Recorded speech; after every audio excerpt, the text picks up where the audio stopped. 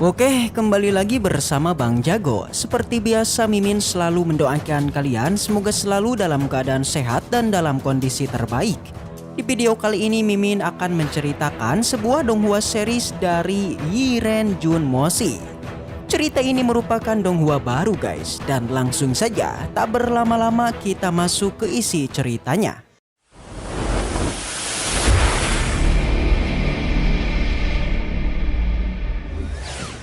Cerita dimulai dengan sebuah prolog menampilkan seorang agen yang terbiasa menjalankan sebuah misi penting dari sebuah negara. Dia adalah Junshi. Dikatakan dari semua misi yang pernah ia jalankan, tak ada satupun misi yang pernah gagal. Alias, ia selalu menjalankan misinya dengan 100% berhasil. Akan tetapi meski begitu, dia tidak serta-merta mengambil tugas sembarangan di mana dia selalu memilih dan bekerja sesuai keinginannya. Namun dari sini semua misi yang pernah ia jalani, ada sebuah misi di mana dia ditugaskan untuk mencuri sebuah artefak yang bernama Menara Hongdiao. Pada saat itu seperti biasa dia menjalankan tugasnya, namun di tengah jalan tak disangka malah terjadi sebuah kecelakaan. Akan tetapi kecelakaan semacam itu tentu saja tidak menghambat seorang agen bernama Junxia untuk menjalankan misinya. Karena dia tidak pernah gagal dan selalu berhasil. Alhasil memang benar, Junshi ini bukanlah orang sembarangan, di mana misinya kali ini beneran berhasil 100%. Terlihat dia membantai semua pasukan yang ada dan sampailah pada lokasi di mana Menara Hongdiao berada. Dia pun masuk ke dalam sebuah ruangan lalu membuka kotak yang isinya adalah Menara Hongdiao. Junshi merasa senang karena akhirnya misinya akan segera selesai. Tapi ternyata setelah memegangnya, tiba-tiba tubuhnya tersedot dan masuk ke dalam menara itu. Awalnya si Junshi berusaha menolak untuk memasukinya. Tapi karena di luar sudah terlalu banyak pasukan yang mengepungnya, membuat dia tak ada pilihan lain selain memasukinya, dan ini awal perjalanannya. Scene berpindah pada zaman kuno beberapa ratus tahun kemudian. Pada sebuah tempat kita diperlihatkan adanya sebuah upacara pemakaman seorang tuan muda dari sebuah kerajaan. Ada seorang wanita dan ada juga para pelayat yang kini mendatangi pemakamannya. Wanita ini bernama Si'er. Dia ditugaskan oleh kerajaan untuk mengucapkan beberapa patah kata kepada semua orang mewakili sang tuan muda. Tapi ada hal yang janggal, di mana kesedihan yang mereka perlihatkan sebenarnya ini adalah sebuah kebohongan. Yakni mereka melakukannya hanyalah ingin mendapatkan bayaran dari Si'er.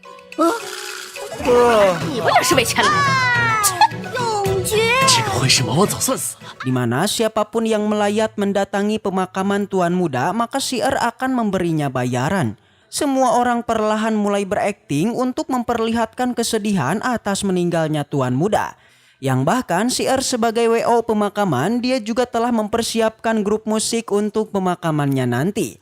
Dari sinilah akting menangis dan bersedih lantas mulai diperlihatkan oleh semua orang. Begitupun dengan grup musik, mereka juga mulai melantunkan beberapa bait musik sebagai pelengkap dari rasa sedih ini. 正式开始。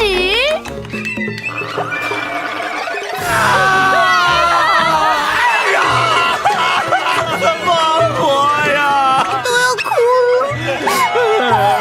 少爷，你连名字都哭错了。 Si'er yang melihat ini menjadi senang. Itu karena dia yang merupakan WO pemakaman merasa kalau grupnya ini merupakan pelayat nomor 1 di kerajaan Tianxi. Namun perasaan senang yang kini dia rasakan harus terhenti setelah salah satu pemusik melihat ada sebuah tangan yang keluar dari peti mati di depan mereka. Tentu dia yang melihat itu seketika menganga. Begitu dengan para pelayat, mereka kabur berhamburan, tapi tidak dengan Si'er. Dia malah asyik berjoget pada musik yang sudah berhenti. Si'er merasa kebingungan dengan tingkah semua orang yang kini berlarian ke sana kemari menjauh dari peti matinya. Yang pada akhirnya Si'er menyadari jika di belakangnya sang tuan muda sudah kembali bangkit, membuat dia terkejut dan menaboknya. Dalam sekejap, sang tuan muda yang baru bangkit tentu saja kembali terbaring kesakitan. Si yang awalnya ketakutan, tapi kini dia menjadi senang karena tuan mudanya sudah bangkit kembali. Tapi mulai saat ini sudah kita duga guys, bahwa tuan muda yang bangkit ini bukanlah tuan muda yang dulu. Di mana dia adalah Junsi yang sebelumnya memasuki sebuah menara Xiao Diao dan masuk ke tubuh tuan muda ini. Junsi masih merasa bingung siapakah si sebenarnya dan di manakah dia sekarang. Setelah memasuki menara Xiao Diao, Junsi tentu saja berubah total. Yang diharuskan untuk mempelajari kehidupannya yang sekarang. Dia saat ini telah berada pada sebuah kerajaan Tianxi. Awalnya Junsi merasa kalau dia ini sedang bermimpi dan mencoba membantingkan tangannya. Tapi ternyata ini adalah asli di mana bantingan tangannya terasa menyakitkan. Diketahui tuan muda ini dulunya merupakan seorang sampah tidak berguna yang sehari-harinya selalu dibantu oleh si Yang bahkan saking lemahnya si tuan muda ini sampai-sampai satu tepukan si membuatnya auto terpental. Setelah ini Junsi tentu ingin mencari tahu siapakah tuan muda ini. Dia meminta semua penjelasan kepada si Dia mulai bertanya mengenai di manakah semua saudaranya dan kedua orang tuanya. Yang ternyata mereka semua sudah meninggal. Tapi alih-alih bersedih, si Junsi malah merasa senang. Karena kini semua harta warisan keluarganya akan jatuh ke tangannya. Dia merasa senang karena kehidupannya yang sekarang dia mengira akan jauh lebih baik. Dengan pede dia mulai memperbaiki penampilannya agar terlihat sebagai seorang tuan muda. Tapi Junsi terkejut ketika sedang memuji dirinya sendiri dari sebuah cermin terlihat dari belakang ada sosok yang menghunuskan pedang. Dia kaget dan terkejut karena ternyata si tuan muda ini selalu diawasi oleh seorang praktisi. Dengan begitu ia berpikir jika kematian sang tuan muda pasti saja ada yang tidak beres. Scene berpindah di aula kerajaan Tianxing. Kita melihat di sana ada beberapa kepala keluarga beserta kakek dari tuan muda ini. Dia mengamuk merasa kesal atas kematian dari cucunya. Dia menyalahkan kepada ketiga keluarga karena atas apa yang terjadi kepada keluarga Junnya, alias kematian cucunya yang kemungkinan adalah ulah dari tiga keluarga ini. Satu persatu keluarga dimarahi oleh Jun Jantian. Dia meminta penjelasan kepada ketiganya serta meminta kepada sang kaisar untuk memberinya hukuman kepada ketiga keluarga ini. Diketahui ketiga keluarga ini adalah keluarga Dugu, keluarga Li, dan keluarga Tang. Scene berpindah pada Junsi. Dia juga mengetahui mengenai para keluarga yang kini berniat untuk membunuhnya. Selain itu, si sebagai pembantunya, dia juga telah mencatat apa saja kesalahan yang pernah diperbuatnya hingga membuat semua keluarga ingin membunuhnya.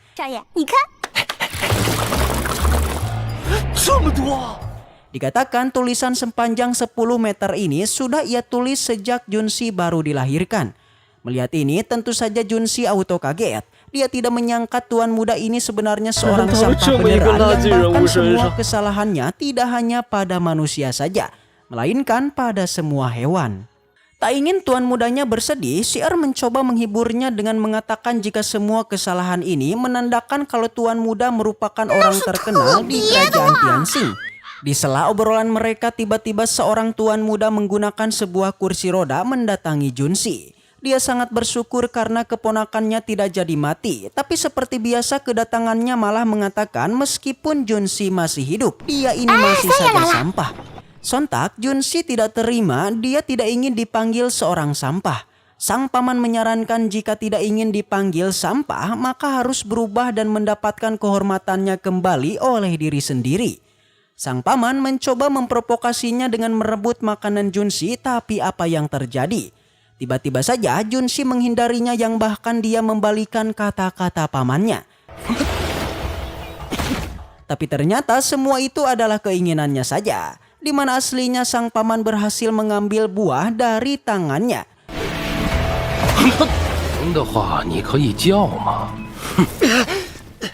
Dan dia juga mengecek keadaan tubuhnya yang benar saja Junsi sudah benar-benar sembuh. Kekuatan pamannya sangat mengerikan, di mana kini tangan kiri Junsi seketika terbakar setelah dipegang oleh pamannya. Kemudian sang paman meminta anak buahnya memberitahukan kondisi Junsi pada patriark keluarga Jun. Scene berpindah kembali ke tempat aula kerajaan. Di sana ternyata sedang terjadi baku hantam antara patriark keluarga Jun dengan patriark keluarga Dugu.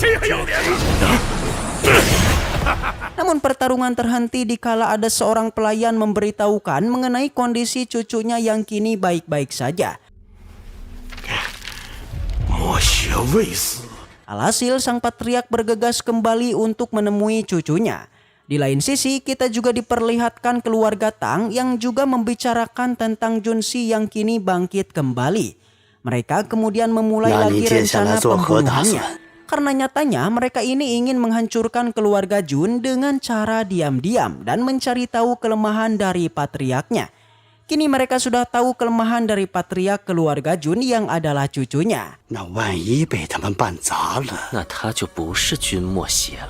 Scene berpindah di tempat Junsi. Dia saat ini merasa kebingungan dengan kehidupannya yang awalnya dia mengira akan senang, justru kini malah sangat merepotkan. Akan tetapi di saat menyerah dan tak tahu arah tujuan, kemudian Junsi melihat sebuah tato di lengannya dan apa yang terjadi. Tiba-tiba tato itu bereaksi membuatnya merasa kesakitan dan seketika itu pula sebuah fenomena aneh pun terjadi. Tubuhnya merasa kesakitan dan dia memasuki sebuah dimensi yang di sana hanya ada sebuah menara Xiao Diao.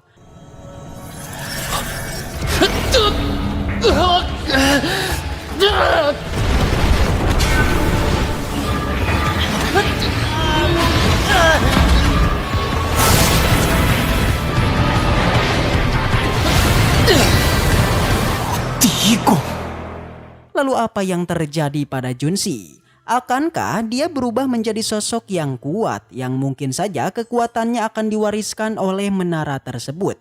Baiklah, karena ceritanya sudah usai, maka Mimin pamit undur diri. Baiklah, mungkin segitu aja untuk pembahasan kali ini. Semoga kita selalu diberikan kesehatan untuk mengawal Donghua ini. Dan sampai jumpa di video selanjutnya.